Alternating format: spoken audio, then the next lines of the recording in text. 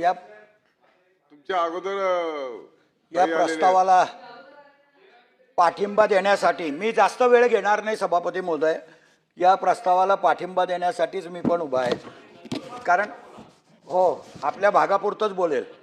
एकीकडे महाराष्ट्रामध्ये काही भागाचा विकास होतोय सभापती महोदय आणि काही भागामध्ये बॅकलॉग निर्माण होतोय।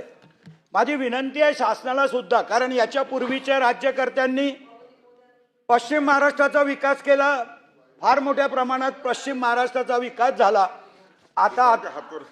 आता आदरणीय देवेंद्रजींच्या नेतृत्वाखाली सुरुवातीला विदर्भामध्ये जो बॅकलॉग निर्माण झाला होता तो बॅकलॉग भरून काढण्याचं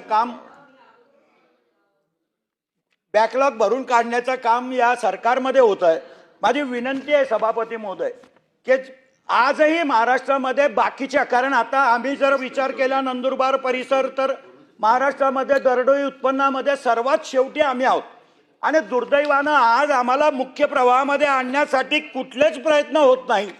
सरकार पाठीमागे उभं असलं पाहिजे। खरं म्हणजे सरकार पाठीमागे राहिल्याशिवाय त्या भागाचा विकास होऊ शकत नाही हे आपण मान्य केलंय आणि म्हणून माझी विनंती आहे आपल्याला की आपल्या माध्यमातून शासनाला की जसा पश्चिम महाराष्ट्राचा विकास झाला, जसा विदर्भाचा विकास झाला, आता गडचिरोलीच्या पाठीमागे हेच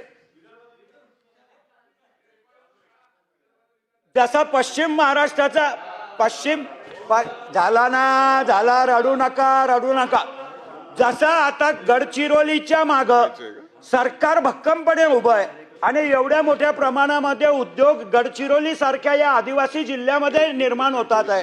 माझी शासनाला आपल्या माध्यमातून विनंती आहे साहेब की आमचा जिल्हा सुद्धा आदिवासी लोकसंख्या असलेला महाराष्ट्रातला सर्वात जास्त जिल्हा आहे।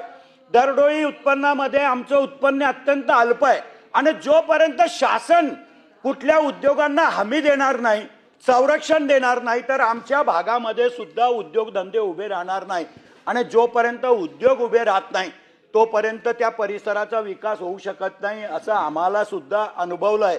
आणि म्हणून माझी तुमच्या माध्यमातून शासनाला विनंती आहे की जो एक बॅकलॉग आता महाराष्ट्रामध्ये निर्माण होतोय, काही भाग वंचित राहतात आहे, काही भागाचा झपाट्याने विकास होतोय, तर अशा वेळेला महाराष्ट्राचा समतोल विकास साधला कसा जाईल त्याच्यासाठी प्रयत्न केले पाहिजे।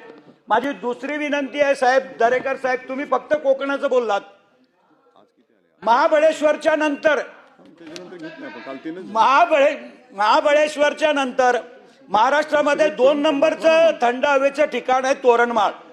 आज सापुताऱ्यामध्ये काही नाहीये सभापती महोदय, सभापती महोदय सापुताऱ्यामध्ये काहीच नाहीये, पण सापुताऱ्याचं गुजरातचं सरकार सापुताऱ्याच्या मागे भक्कमपणे उभं आहे।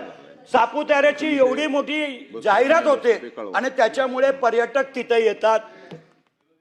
आमच्या तोरणमाळमध्ये निसर्गाने सगळं काही दिलंय, पण दुर्दैवानं आमचं सरकार तोरणमाळच्या विकासासाठी कटिबद्ध नाही आणि म्हणूनच तोरणमाळ आजही विकासापासून वंचित आहे। आणि अशा वेळेला माझी विनंती आहे सभापती महोदय आपल्या माध्यमातून शासनाला की तोरणमाळच्या सर्वांगीण विकासासाठी शासनाने लक्ष दिलं पाहिजे। निसर्गाने एवढी सुंदर अशी परिस्थिती त्या आमच्या सातपुड्यामध्ये निर्माण केलेली आहे, परंतु त्या परिस्थितीचं आम्ही सोनं करत नाही आणि याच्यासाठी थोड्याफार अडचणी दूर करायच्या। आता आमचे मंत्री आदरणीय शंभूराज देसाई साहेबांनी केंद्राला एक प्रस्ताव तोरणमाळच्या विकासासाठी पाठवण्याचा निर्णय घेतला। त्या मीटिंगमध्ये 100 कोटीचा प्रस्ताव केंद्र सरकारला पाठवणार आहेत। मी शासनाचं अभिनंदन करतो की शासनाने एक चांगला निर्णय घेतलेला आहे। माझी